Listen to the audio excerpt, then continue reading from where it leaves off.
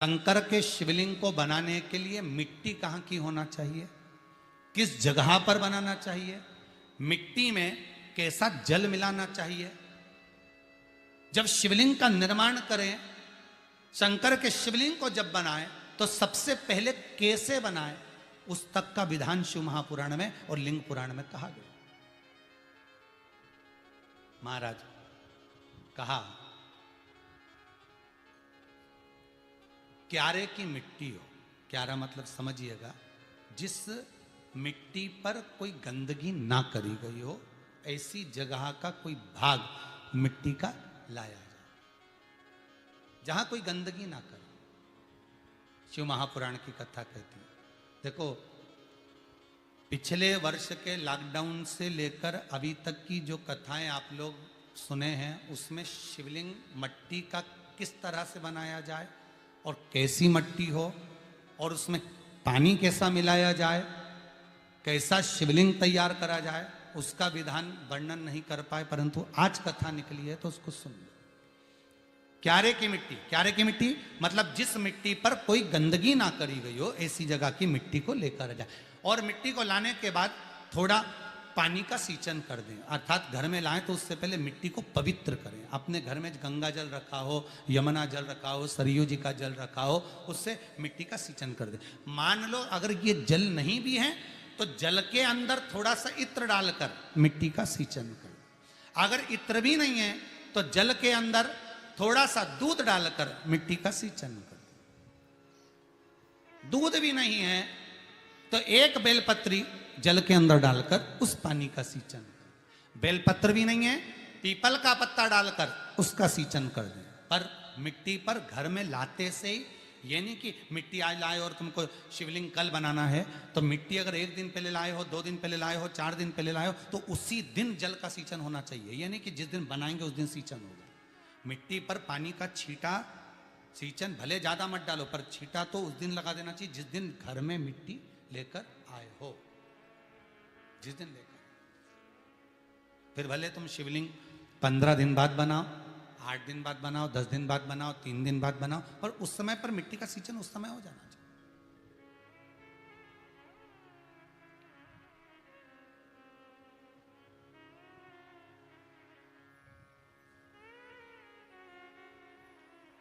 फिर कहा, जिस दिन शिवलिंग का निर्माण करो उस दिन प्रातः में अगर आप शिवलिंग बना रहे हैं तो ब्रह्म मुहूर्त में मिट्टी को गला दो। किस पानी से गलाना है उसका भी प्रमाण, उसका भी शास्त्र वर्णन करा। किस जल से गलाया जाए, शिव महापुराण की कथा कहती है। अगर आपको आज शिवलिंग का निर्माण करना है, शाम को आप शिवलिंग का निर्माण कर रहे हो, तो अपने पानी का जो मटका होता है, हंडा होता है, रसोई घर में जहां पानी भर कर रखते हो, उसके नजदीक में एक कलश जिसमें अलग से ताजा जल भरा जाए और उस पर प्लेट ढकी हो और उस पर एक चावल का दाना रखा हो, उस जल को लेकर आओ। थोड़ी देर रखा रहे, आधा घंटा, 2 घंटा, 3 घंटा, 15 मिनट, 20 मिनट, पर वो पानी वहां रखा होना चाहिए। रसोई घर में अन्नपूर्णा का निवास होता है, परिंदे के पास पितरों का निवास होता है। अन्नपूर्णा, पित्र सब रसोई घर के भीतर विराजमान होते हैं।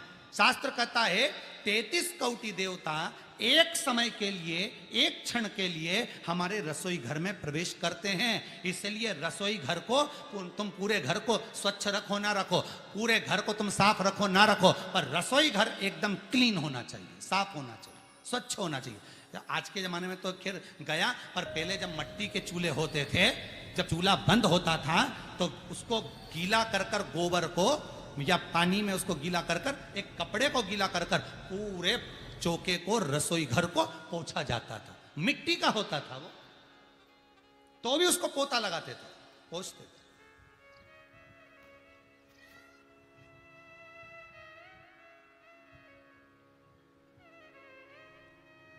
तो पहला क्रम है पार्थिव शिवलिंग का निर्माण। सावन के महीने में अगर आप शिवलिंग बनाते हैं, सोमवार को शिवलिंग बनाते हैं, तो नियम ध्यान रखिएगा महाराज, लिंग पुराण से है ये, इसका नियम ध्यान रखिए। क्या करना है, मिट्टी को लाना है, जल का छींटा देना, छींटा जरूर देना, घर में लेकर आए और जल का छींटा होना जरूरी है। 2 दिन तक 3 दिन तक मिट्टी रखी हुई है, और उसके बाद अगर आपने पानी का छींटा नहीं दिया है और आपने डायरेक्ट मिट्टी को गला दिया और उसके बाद बनाया, तो उसका कोई प्रमाण नहीं। जल का छींटा अवश्य। फिर उसको रख दें, 15 दिन बाद बनाओ, 4 दिन बाद बनाओ, 3 दिन बाद बनाओ, 2 दिन बाद बनाओ। शिवलिंग जब बनाओ तब उस मिट्टी को, जो कलश आपने रसोई घर में रखा है चावल का दाना रखकर प्लेट के ऊपर, अर्थात उस कलश का जल उस मिट्टी में थोड़ा सा डालिए। क्यों डाला जाता है उसका भी भाव वर्णन किया है। अब भविष्य पुराण, स्कंद पुराण और अग्नि पुराण, इन तीनों से ले लिया गया। वर्णन किया गया, जब उस कलश का जल हम डालते हैं तो उस कलश में पितरों का भाव आ जाता है, अन्नपूर्णा का भाव आ जाता है, घर में लक्ष्मी का भाव आ जाता है, संपदा का भाव आ जाता है। पूरे 24 घंटे के अंदर एक क्षण के लिए रसोई घर में 33 कोटि देवता आते हैं, तो वो देवता का सारा भाव उस कलश के अंदर आ जाता है। और वो जल जब हम उस मिट्टी में मिलाते हैं तो गंगा, यमुना, सरयू, सरस्वती, ये 33 कोटि देवता में, तो इन सब का आनंद उस जल में आ जाता है। और वो जल जब हम मिट्टी में मिलाते हैं तो मिट्टी पवित्र हो जाती है, स्वयं कैलाश अधिपति को स्वीकार करने के लायक हो जाती है, निर्मित करने के लायक हो जाती है।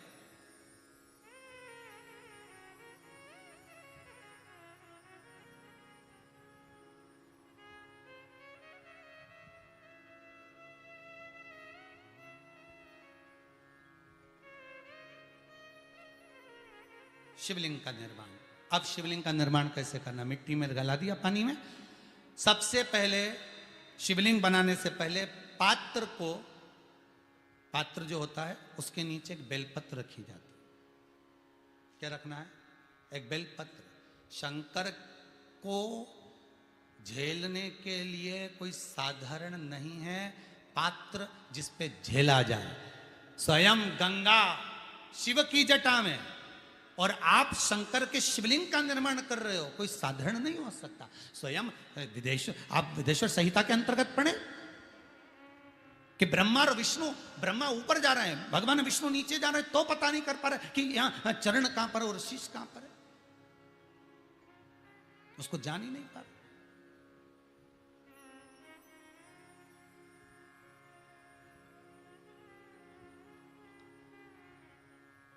बस एक बेलपत्र, साधारण भाव में बेलपत्र भी सीधा भाग, और इस बेलपत्र की जो डंडी है वो उत्तर दिशा में रखना है थाली के अंतर्गत। जब आप शिवलिंग का निर्माण करें, उत्तर, इसके ऊपर जो गलाई हुई मिट्टी है वो डाल दीजिए, और डालने के बाद सबसे पहले शिवलिंग का स्वरूप बनाना है। सबसे पहले नीचे की जलाधारी नहीं बनाना। क्या बनाना है? शिवलिंग का स्वरूप बनाना। बनाने के बाद उसी शिवलिंग के पास में और मिट्टी डाल लीजिए, फिर जलाधारी का निर्माण करें। फिर जलाधारी,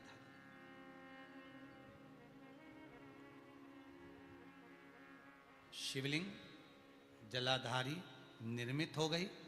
शंकर जी का संपूर्ण परिवार शिवलिंग में रहता है, आपको पहले भी कहा।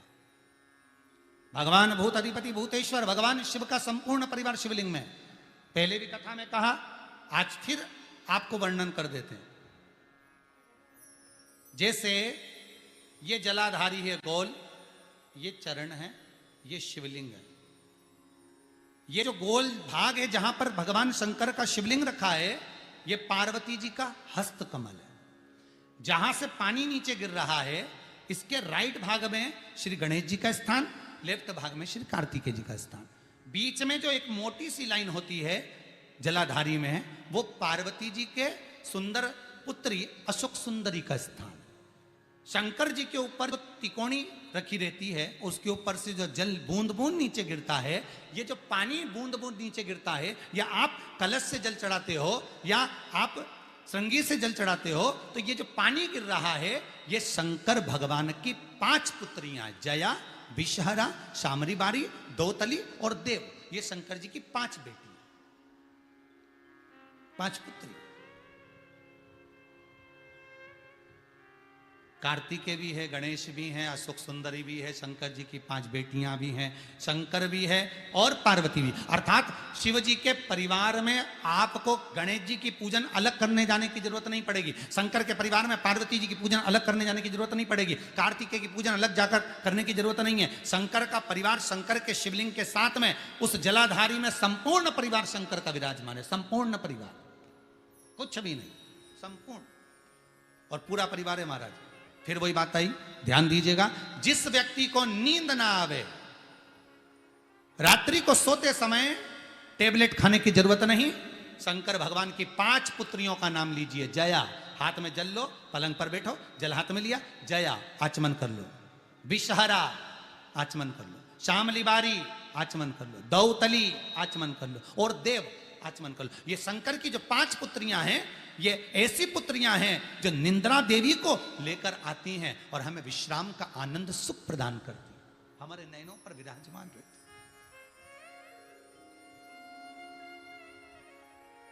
हाँ, यदि विवाह नहीं हो रहा, शादी नहीं हो रही है, बहुत समय से लगन देख रहे हो, शादी नहीं हो रही, बहुत समय से परेशान हो गए कि विवाह ही नहीं हो रहा, हम तो टेंशन में पड़ गए, लड़की 28 साल 30 साल का लड़का हो गया, विवाह नहीं हो रहा, कुछ मत करो।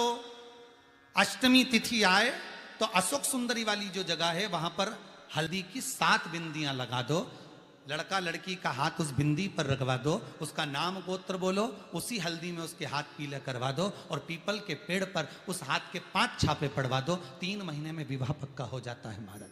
उसका इतना, अशोक सुंदरी के उस हल्दी का इतना प्रमाण,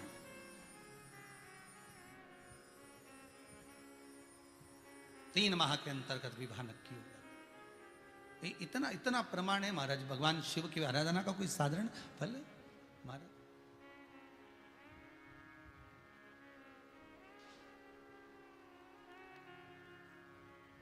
निर्मित करा शिवलिंग। एक बार सब जितने भी टीवी पर बैठे हैं, सम्मुख में कथा सुन रहे हैं, फेसबुक यूट्यूब पर सुन रहे हैं, एक बार साथ में समझें वापिस निर्माण को, शिवलिंग के निर्माण को। मिट्टी लाए, स्वच्छ जगह की, जल का छींटा दिया, रखा। जब शिवलिंग बनाया तो 1 कलश पानी पहले से 2 घंटा, आधा घंटा, 15 मिनट, 20 मिनट पहले उसको रख दिया, उसी पानी से उसको गीला करा। गीला करने के बाद उसका निर्माण सबसे पहले बेलपत्री, बेलपत्री के ऊपर मिट्टी, मिट्टी के ऊपर रखकर शिवलिंग का निर्माण, फिर जलाधारी का, जलाधारी का निर्माण और शिवलिंग का निर्माण पूर्ण होने के बाद में फिर बाबा का सुंदर भाव से आप श्रृंगार करें, अभिषेक करें, पूजन करें।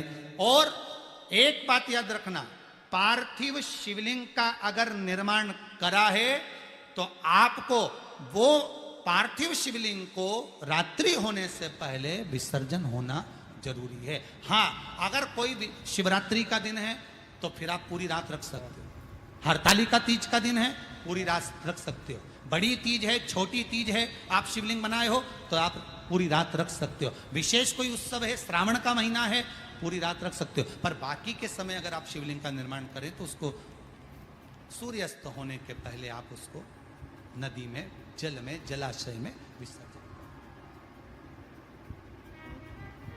और ध्यान दीजिएगा, विसर्जन करते समय जब आप विसर्जन करें, पानी में अपने पात्र को, शिवलिंग को जब छोड़ें, उस समय पर ध्यान दीजिएगा कि शिवलिंग की जो जल की धार है, जिसका उत्तर की ओर जो जल की धार होती है, विसर्जन करते समय वो जल की धार अर्थात वो उत्तर का भाग हमारी ओर होना चाहिए और थाली इस तरह से पकड़ें कि वो भाग हमको जब डालें तो वो भाग हमको दिखे, थोड़ा सा नजर आए पानी में डालते समय। और जब वो थोड़ा भाग दिखता रहे, और जिस लिए आपने शिवलिंग बनाया, जिस कामना से आपने शिवलिंग बनाया है, वो कामना उस भाग को पानी में देखते देखते बोल दीजिए, वो कामना पूर्ण हो जाती है। इसको कहते हैं पार्थिव शिवलिंग का निर्माण करना और उसकी आराधना करना, उसकी आराधना।